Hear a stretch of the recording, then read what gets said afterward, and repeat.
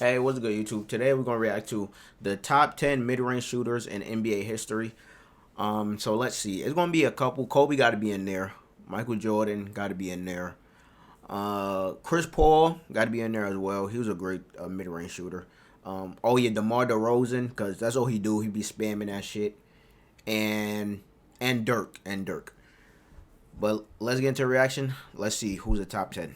1998, when Michael Jordan won his last championship, the mid-range jumper was the I got a most few of common them shot though. I'm in the pretty NBA, sure. making up 40% of all field goal attempts. Damn. 11% of all shots were three-pointers. But in 2023, it's the reverse. Three-pointers now make up 39% of all shots, while just 13% are from mid-range. After Steph Curry won his first championship and the three-point revolution changed the NBA, teams... Oh, and Kevin Durant. To adapt, everybody became I forgot more about focused KD. on guarding threes and layups, which suddenly made mid-range shots more available. So the mid-range is Dirk. dead, but only the most skilled players shoot it efficiently, just Facts. like only the best shooters shot threes in the 90s. But before we start off this list, bear in mind that some of the placements may be controversial, as it wasn't easy differentiating Oh, Kawhi small is a good differences in mid-range shooter, too. percentages, styles, and eras. But to put this list together, Oh, and we looked Melo. at volume, efficiency, consistency, the eye test, and the degree of difficulty in different eras of the game. Without further ado, The eye these test, are okay. Nonstop's top 10 best mid-range shooters of all time. Talk and to at me. number 10, we have a guy that resisted the DeMar three-point DeRozan. more than All right. any other current NBA player. Many of his coaches tried to make him shoot more threes, but DeMar DeRozan was always more comfortable inside the three-point line. We're in the Movado last minute of tonight's game, and DeRozan hits! In the last 7 years, DeRozan led the NBA in mid-range attempts 4 times. And since he Damn. came to the NBA, nobody has attempted more mid-range shots. Middies are 51% of his scoring output, while three-pointers are just 9%. God And in damn, terms of only attempts, DeMar's averaging just 1.5 threes per game and over 8 mid-range shots. On average, NBA players make mid-range shots at 38%, while DeRozan is making his favorite shot at 42% efficiency throughout his career. DeMar's crafty footwork, spins, pump fakes, and the ability to turn over either shoulder makes him very unpredictable and extremely tough to guard. But while DeMar certainly is the staple of the mid-range in the modern NBA, DeRozan is not the most efficient. Devin Booker was drafted in 2015 at the start of the Devin three-point Booker revolution. is also a And good even mid-range though he's shooter. launching nearly 6 threes per game, Book is also killing it from the mid-range. Throughout his career, 35% of all his shots are middies, and he's making them at 46% efficiency in the regular season. And in the playoffs, it's even better at 47%. In the 2023 playoffs, Book made 57% of his mid-range shots on 6 attempts per game. Other current players that deserve a mention are C.J. McCollum and Chris Middleton, who are both 47% career shooters from mid-range, averaging 5 They're not shots bad. per game. And at number 9, we have an NBA Bird. legend and one of the best shooters of all time, Larry Bird. Damn, I was sleeping on Bird. I'm not gonna lie. I was sleeping on Bird, but it's like, damn, I should have remembered because I just watched what's it called? Larry Bird Ultimate Highlights. This man was going crazy from the mid range, bro. That mid range post up game was deadly. And at number 9, we have an NBA legend and one of the best shooters. But I swear, bro, this man Bird, like, how's he dropping people, bro? Like, that's what's getting me, bro. Like, he's dead ass dropping people with the slightest shit. Like, in the Ultimate Mixtape video, this man dropped a nigga with a pump fake, bro. I was like, what's going on? 5 such shots per game. And at number 9, we have an NBA legend and one of the best shooters of all time, Larry Bird. Because the NBA first started tracking shot location in the 96-97 season, we don't have the most precise stats on Larry and exactly how efficient he was from mid-range. But we do know that Bird averaged 19 field goal attempts per game, out of which only 2 were three-pointers. And since Bird wasn't much of a dunker, it's safe to say that out of his 17 attempted 2s per game, more than 50% must have been mid-range shots. Larry made 51% of his 2-pointers, which tells us what we already knew. Bird was a knockdown shooter who could get his shot over anybody, and then follow it up with some of the finest trash talk. Bird, so scoring, turns, and hits. Other 80s legends that also deserve a mention here are Alex English, Adrian Dantley, Bernard King, and George Gervin. All of those guys are NBA scoring champions who did their best work in the mid-range, and they all shot over 50% from two for their entire careers. At number 8 is a player who scored over 28,000 points in the NBA, and even though he could knock down threes, most of his points came from inside the three-point line. Carmelo Anthony was an absolute killer in the mid-range because he could hurt you in many different ways. Stay too close to him, he's going to put you at the hip and you're toast. Back away, he's sinking that J right in your face. Melo had all the tricks in the book when it came to scoring, and for his career, he averaged over 7.5 mid-rangers per game, converting 41%. While some players on this Melo list was a may have been walking more bucket, efficient than man. Melo, he made this list based on volume, consistency, and the value that mid-range provided to his overall game. The greatest example of this is the 2013 game against Miami, when Melo scored 50 points, and all his points came from jumpers. Melo shot 18 for 26 from the field. That was a crazy 11 game. for 16 from mid-range. And this may be subjective, but Melo probably had the prettiest jumper out of anyone on this list. Down to 5. Anthony guarded by Covington. 3 seconds. Carmelo shoots and hits.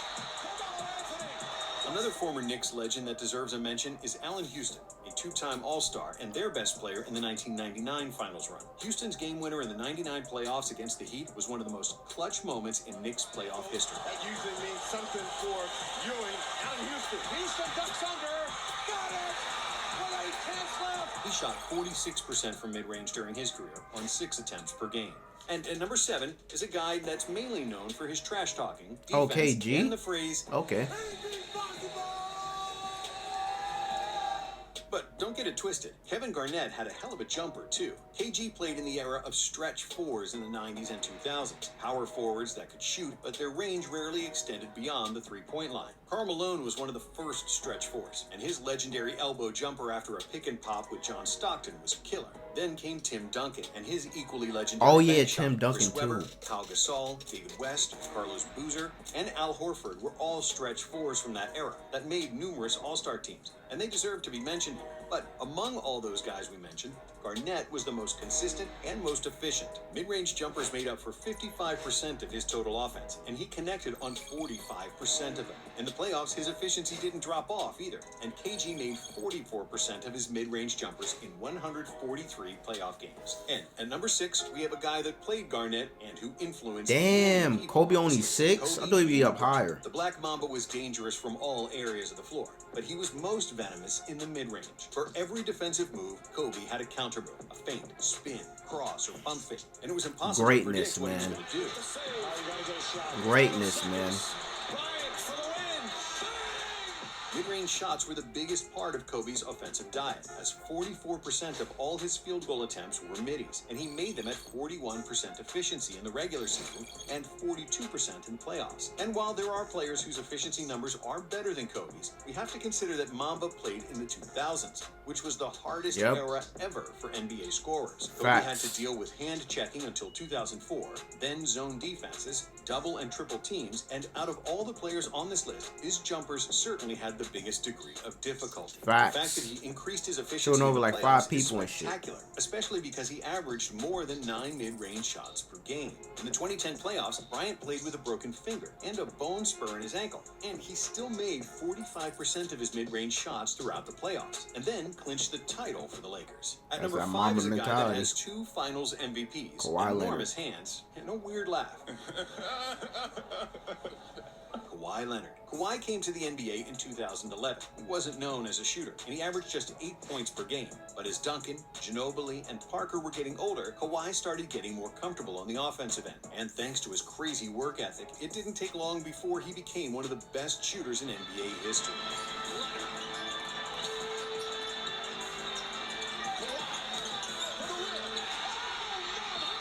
For his career, Kawhi is close to shooting 50-40-9. Yo, that was a tough shot. He's the 30th most efficient shooter in NBA history and 4th most efficient in the playoffs. Mid-range shots are about 1/3 of his total attempts, and he's making 46%. But just like Kobe, Kawhi is more efficient in the playoffs than in the regular season. In the last 5 playoffs, Leonard made more than 50% of his mid-range shots on 6.5 attempts per game. During the 2019 title run, it seemed like Kawhi was really a robot, because it looked like he was going to make every shot, even if the ball has to bounce 4 times before it goes in.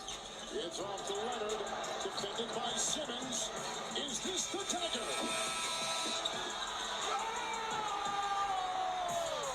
And if Kawhi's title run was impressive, what Crazy can we say about shot. the 2011 Had championship Joel run Embiid of a crying. certain 7-foot Of course, blonde Dirk. German? At number 4, we have Dirk Nowitzki, widely regarded as the best shooting 7-footer of all time. Dirk scored Facts. over 30,000 points in the NBA, and most of them came via his trademark one-legged fadeaway from mid-range, one of the most unguardable shots in NBA Unstoppable, history. Nowitzki man. led the NBA in mid-range attempts for 3 years in a row between 2009 and 2011. But Dirk wasn't just jacking up a lot of shots and missing. No, sir.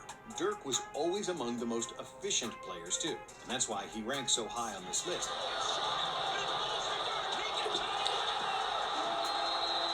Mid-range shots made up 55% of Dirk's offensive diet, and he made 47% of them. He was equally good in the playoffs, where he hit 46% of his middies. During the 2011 title run, he was shooting nearly 10 mid-range shots per game, and he made them at a 48% clip, being consistently great. Another 7-footer who deserves to be mentioned here is another European Oh, yeah, MVP Jokic, and yeah. Finals MVP.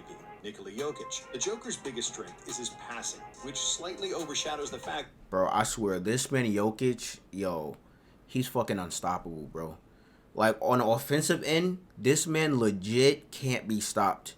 This man can pass, shoot from the three-point range, mid-range, shoot in the paint. If he miss a layup, he's getting his own rebound to do a fucking putback. Like, bro, this man Jokic is fucking great, bro. Like, he's fucking unstoppable, bro. MVP, Nikola Jokic. The Joker's biggest strength is his passing. And he's which efficient, slightly too. Overshadows Like, the fact that he's one of the most efficient shooters of all time. Yeah. Even though Jokic is really shining with short hook shots and floaters in the paint, and mid-range shots make up just 18% of his total attempts, he's converting them at a 48% clip. His MVP rival, Joel Embiid, is another great shooting 7-footer, and he's taking about 6 mid-range shots per game with a 44% efficiency. But it's easy to shoot over people when you're 7 foot tall. It takes real Chris skill Paul? to be 6 foot Yeah. tall and still be one of the I was best right about mid-range Chris shooters of all Paul. time. At number 3 is Chris Paul, the point god, who is better known for his passing than scoring. Since he came to the NBA, nobody has been involved in more pick and rolls than CP3. And because he's a passing wizard, bigs usually sag off CP because they're afraid of a pass to the roll man. And after he's gotten rid of his own defender after a screen or a dribble, Oh my Chris God, usually that finds move was himself filthy. all alone at his sweet spot, at the elbow, just around the left or right side of the free throw line. Thanks to his impeccable footwork and high release point on his jumper, Chris is phenomenal at creating separation and then launching a shot that nobody can block, despite his short stature. CP3 is so deadly from that area of the floor that the elbow can easily be called the Chris Paul zone. Mid-range shots make up 42% of his total attempts, and he's making that with 48%, both in the regular season and the playoffs. In the 2021 finals, Paul made 60% of his middies. And in Damn. the 2022 playoffs, he made a whopping 70%. Damn, 70%.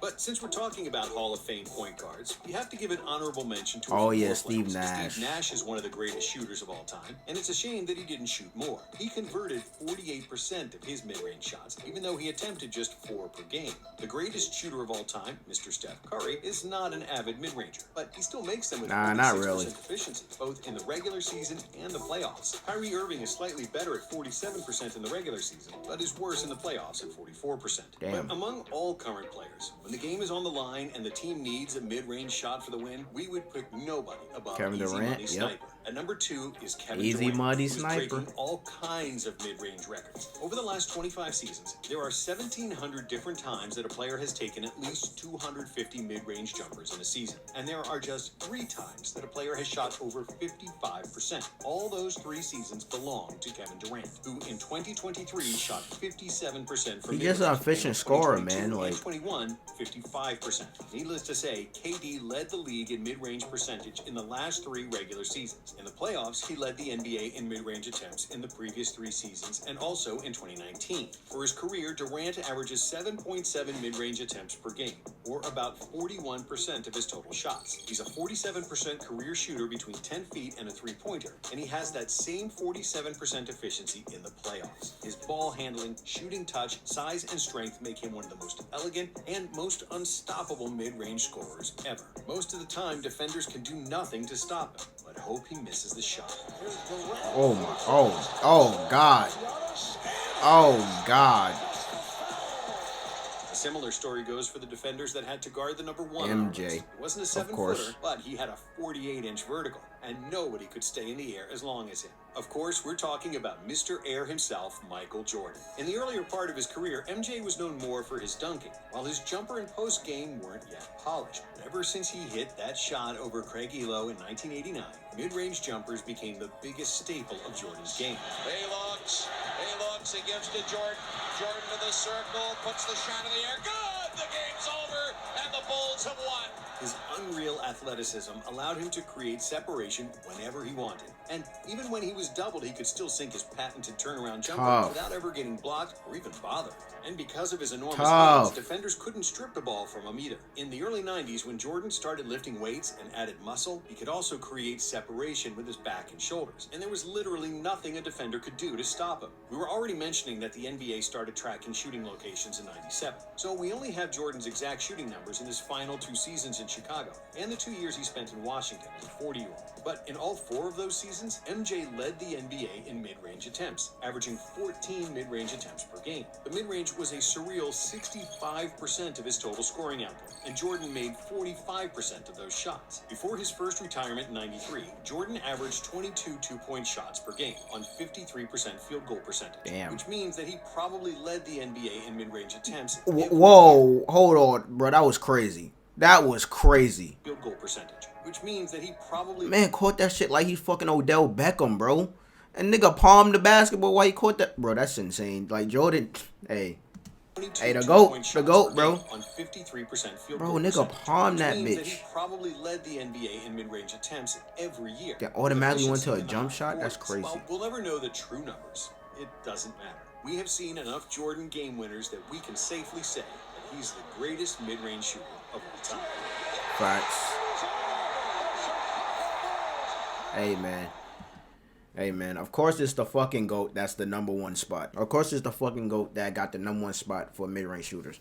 But, hey, the way that this man Jordan palmed the ball, bro, the way that he palmed the ball and automatically went into a mid-range jumper is insane, bro. Like, that man caught the ball like he's Odell Beckham, bro.